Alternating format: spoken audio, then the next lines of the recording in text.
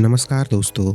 क्या आपने कभी सोचा है कि इंसान की असली ताकत कहाँ छुपी होती है? बड़ी-बड़ी इमारतों में, धन-दौलत में या फिर बाहर की चमक-दमक में? नहीं दोस्तों, इंसान की असली ताकत उसके भीतर छुपी होती है और उसी ताकत को जगाने का पर्व है शारदीय नवरात्रि। नवरात्रि का मतलब है 9 रातें, लेकिन ये 9 रातें केवल कैलेंडर की रातें नहीं, ये 9 मौके हैं अपने भीतर झाँकने के, अपनी आत्मा को साफ करने के और अपनी छुपी हुई शक्ति को जगाने के।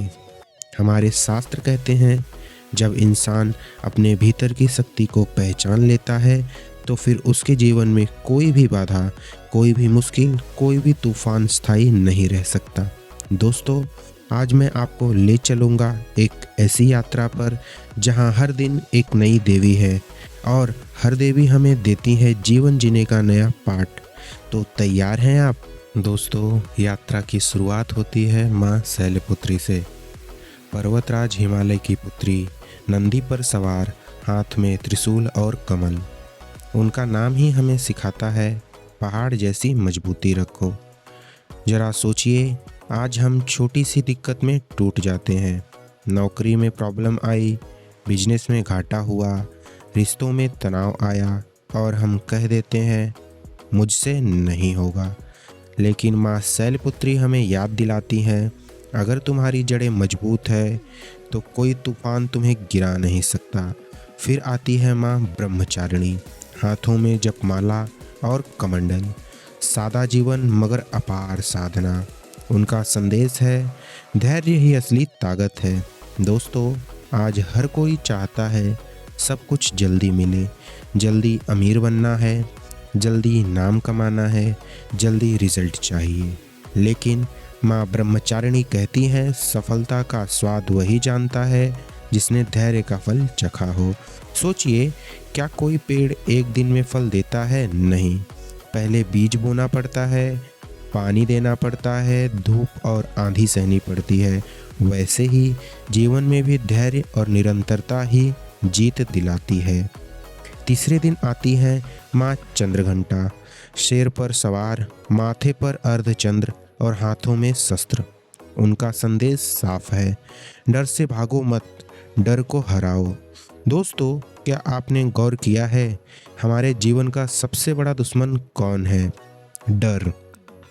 असफल होने का डर, लोगों की बातें सुनने का डर, भविष्य का डर। लेकिन माँ चंद्रघंटा कहती हैं, जो डर गया वो मर गया। अगर इंसान ने अपने डर को जीत लिया तो दुनिया की कोई भी ताकत उसे रोक नहीं सकती। अब आती हैं माँ कुष्मांडा। माँ कुष्मांडा पर कहा जाता है कि उनकी मुस्कान से पूरा ब्रह्मांड बना है।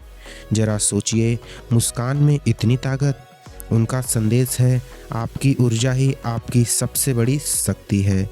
लेकिन अफसोस, हम अपनी ऊर्जा कहाँ गंवाते हैं? चिंताओं में, गुस्से में, दूसरों से तुलना करने में। माँ कुष्मांडा हमें सिखाती हैं, अगर अपनी ऊर्जा को सही दिशा दो तो अंधकार भी रोशनी में बदल जाएगा। फिर आती है माँ स्कंद माता, गोद में भगवान कार्तिकेय और सिंह पर सवार। उनका संदेश है, सच्ची शक्ति करुणा और ममता में है। आज लोग सोचते हैं शक्ति का मतलब है कठोर होना, लेकिन माँ स्कंद माता दिखाती है कि सबसे बड़ा योद्धा वही है जिसके दिल में दया है। करुणा इंसान को बड़ा बनाती है, कठोरता नहीं। दोस्तों, छठे दिन आती है माँ कात्यायनी, दानवों का संहार करने वाली। उनका संदेश है, अन्याय के सामने चुप रहना भी पाप है। सोचिए, कितनी बार हम गलत देखकर भी चुप रहते हैं, कहते हैं मुझसे क्या मतलब। लेकिन माँ कात्यायनी याद दिलाती हैं, अगर तुमने आवाज़ नहीं उठाई तो तुम भी उसी गलत के हिस्सेदार हो। अब आती है माँ कालरात्रि। उनका रूप भयंकर है, देखने में डरावना। लेकिन दोस्तों, याद रखिए, हर अंधकार के पीछे छुपा होता है एक नया सवेरा। उनका संदेश है, चाहे अंधकार कितना भी गहरा हो, जीत हमेशा प्रकाश की ही होती है।